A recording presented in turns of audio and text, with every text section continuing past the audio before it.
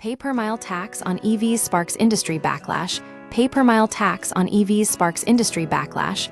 The proposed introduction of a per-mile charge for electric vehicles, EVs, has been met with fierce criticism from industry experts.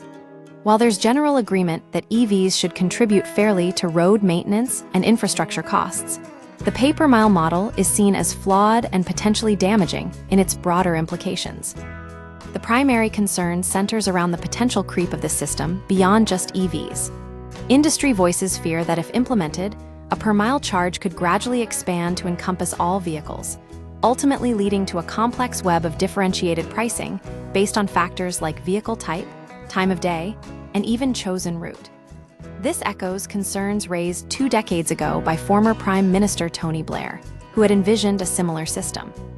One industry representative argues that the current vehicle excise duty, VED, a fixed annual tax on vehicles, provides a simpler and more equitable foundation for collecting road user charges. Their suggestion: integrate an additional flat rate based on mileage directly into existing VED for EVs. This approach could be extended to all vehicles by eliminating fuel duty and VAT on gasoline, offsetting this revenue loss with the added EV charge. They estimate that such a system would likely amount to around £250 per year for the average EV driver. The crux of the argument is transparency and fairness. Currently, drivers of internal combustion engine (ICE) vehicles contribute significantly more to road funding through fuel duty and VAT, which collectively exceeds £600 annually for someone driving 8,000 miles at an average fuel efficiency of 40 mpg.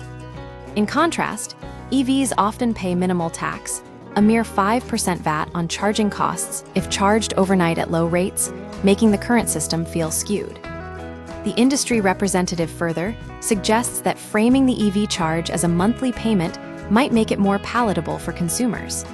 The psychological impact of spreading out a cost over time seems to be less jarring than facing a large annual sum upfront.